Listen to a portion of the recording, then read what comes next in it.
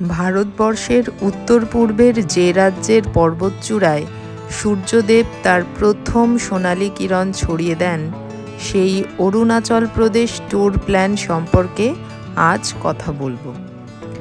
এখানে কিভাবে যাবেন, কখন যাবেন, কোথায় থাকবেন, খরচ, কত দিনের জন্য প্ল্যান করবেন, একে একে সব তথ্য তুলে ধরছি।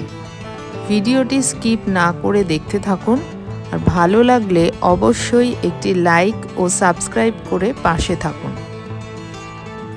বিভ্রমিসতী চ্যানেলে সকল দর্শক বন্ধুকে জানাই স্বাগত। প্রথমেই বলি, অরুণাচল প্রদেশ যেতে গেলে লাগবে আইএলপি বা ইনার লাইন পারমিট। এটা কিভাবে করবেন? অনলাইন ও অফলাইন দুভাবেই এই আইএলপি করা যায়। আইএলপি করার জন্যে লাগবে ছবি এবং আধার কার্ড ও তার জেরক্স। গুগল থেকে অরুণাচল আইএলপি সার্চ করুন এবং সেখান থেকেই পেয়ে যাবেন ওয়েবসাইট। সেখানে যা যা তথ্য চাইবে সেইগুলো দিয়ে ছবি এবং আধার কার্ড আপলোড করলেই পেয়ে যাবেন অরুণাচলের আইএলপি। 3 দিনের বেশি অর্থাৎ 3 থেকে 14 দিন পর্যন্ত আইএলপি করা যায় এবং এর জন্য খরচ পড়ে পার হেড 500 টাকা। কলকাতা থেকে অরুণাচলে যাওয়ার জন্য আপনাকে প্রথমে যেতে হবে গৌহাটি, সেটা ফ্লাইটেই হোক বা ট্রেনেই হোক। হাওড়া, শিয়ালদা এবং কলকাতা স্টেশন থেকে রয়েছে গৌহাটি যাওয়ার ট্রেন। আমরা ফ্লাইটেই গিয়েছিলাম। এবার গৌহাটি পৌঁছে প্রথম কাজ হবে একটা গাড়ি ঠিক করা। গৌহাটি স্টেশনের বাইরে বা এয়ারপোর্টের বাইরে অনেক গাড়ি পেয়ে যাবেন, সেখান থেকে কথা বলে একটা গাড়ি ঠিক করে নিন। আমরা 4 জন ছিলাম, আমাদের 4 জনের জন্য আমরা একটা বড় গাড়ি অর্থাৎ ইনোভা নিয়েছিলাম। ড্রাইভারের ফোন নাম্বার দিয়ে দিলাম স্ক্রিনে। গৌহাটি থেকে দুভাবে অরুণাচলের তাওয়াংয়ে যাওয়া যায়। একটি ভালুকপং হয়ে, এর দূরত্ব পড়ে 509 কিলোমিটার। এক্ষেত্রে আপনাকে রাত্রিবাস করতে হবে ভালুকপংয়ে। আর অপরটি ভৈরবকুণ্ড কালাকটাং শেরগাঁও হয়ে, এক্ষেত্রে দূরত্ব পড়ে 457 কিলোমিটার। এক্ষেত্রে আপনাকে রাত্রিবাস করতে হবে শেরগাঁও অথবা বমডিলাতে।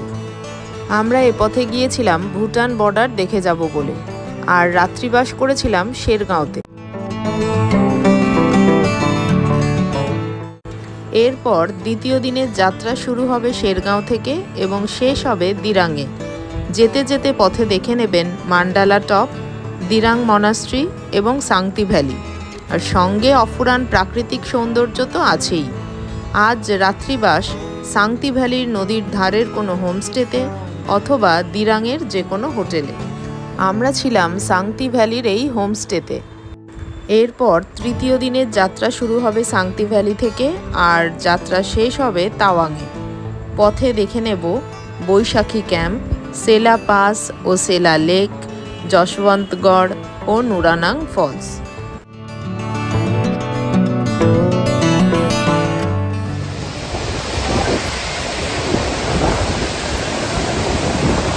আজ রাত্রিবাস তাওয়াংয়ের হোটেলে। আজ চতুর্থ দিনে তাওয়াং থেকে যাব ভারত চীন বর্ডার বুমলা পাস ও শাহরুখ খান, মাধুরী দীক্ষিত অভিনীত কয়লা ছবির গানের একটি দৃশ্যখ্যাত সাঙ্গেতসার বা মাধুরী লেকে। যে গাড়িতে এখানে এসেছেন সেই গাড়িতে কিন্তু এই স্পটগুলো যেতে পারবেন না, এখানকার লোকাল গাড়ি নিতে হবে। সেই গাড়ির ভাড়া 5500 টাকা। লাগবে পারমিট, হোটেল মালিকই এই গাড়ি ও পারমিটের ব্যবস্থা করিয়ে দেবে। লাগবে আইএলপির কপি, আধার কার্ড এবং ছবি। এগুলো দেখে ফিরে আসতে হবে তাওয়াংয়ে এবং রাত্রিবাস আজও তাওয়াংয়েই। আজ পঞ্চম দিনে সারাদিনে দুভাগে তাওয়াং শহর ঘুরে দেখব। দিনের প্রথম ভাগে যাব ভারতের বৃহত্তম তাওয়াং মনাস্ট্রি। মনাস্ট্রির ছাদ থেকে পুরো তাওয়াং শহরের মনোরম দৃশ্য দেখব। সেখান থেকে যাব মহিলা পরিচালিত গুম্ফা। এরপর জায়ান্ট বুদ্ধ স্ট্যাচু, এই বুদ্ধ যিনি তাওয়াং শহরকে সর্বদা লক্ষ্য রাখছেন।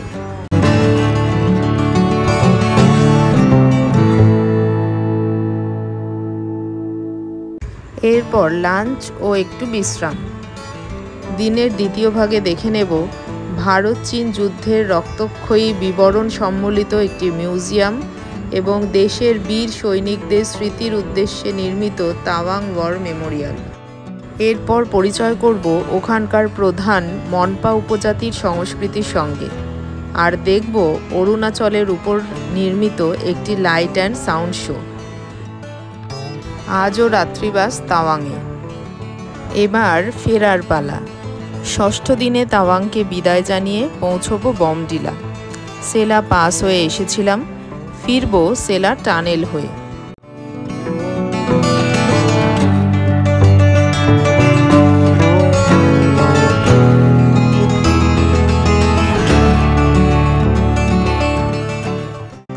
বমডিলা পৌঁছে দেখব বমডিলা মনাস্ট্রি ও ওখানকার মার্কেট।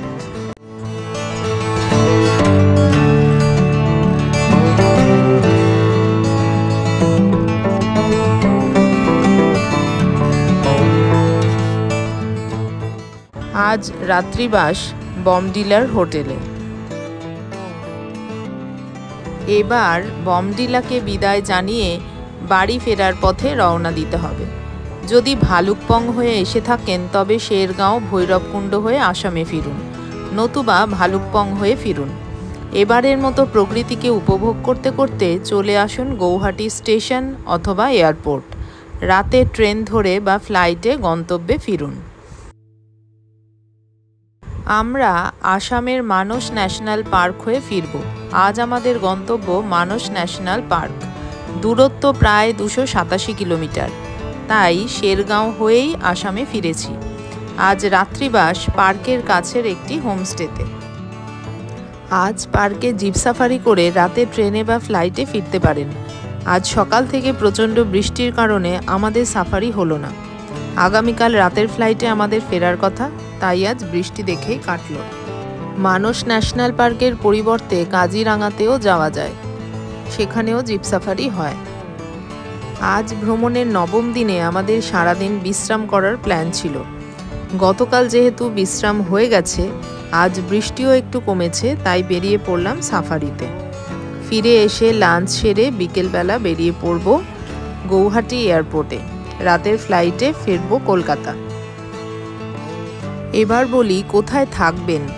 আমরা যেখানে যেখানে ছিলাম সেই সব হোটেল ও হোমস্টের নাম ও ফোন নাম্বার ডেসক্রিপশানে দিয়ে দিলাম, দেখে নিতে পারেন। তাছাড়াও আশেপাশের আরও 2-1টি হোটেলের ফোন নাম্বার দিয়ে দিলাম। আর হ্যাঁ, প্রতিদিনের আলাদা আলাদা পর্ব আমার এই চ্যানেলে আছে, ডেসক্রিপশানে লিংক দিয়ে দিলাম, সেখানে ডিটেল বর্ণনা আছে, প্রয়োজনে দেখে নিতে পারেন। এবার বলি কখন যাবেন। বর্ষার সময় ছাড়া সারা বছরই এখানে যাওয়া যায়, তবে ডিসেম্বর থেকে ফেব্রুয়ারি পর্যন্ত পাসগুলো বরফে ঢেকে রাস্তা বন্ধ থাকে। আমার মতে পাস ঘুরতে ও বরফ দেখতে হলে মার্চ এপ্রিলে যান। এপ্রিলের শেষ থেকে বরফ কমতে শুরু করে, তখন এপ্রিলের শেষ থেকে মে মাস পর্যন্ত যাওয়া যায়। বরফ অতটা পাওয়া যায় না, তবে বরফ গলে যাওয়ার পর নানা রকম ফুলের দেখা পাবেন, বিশেষত নানা রঙের প্রাইম রোজের।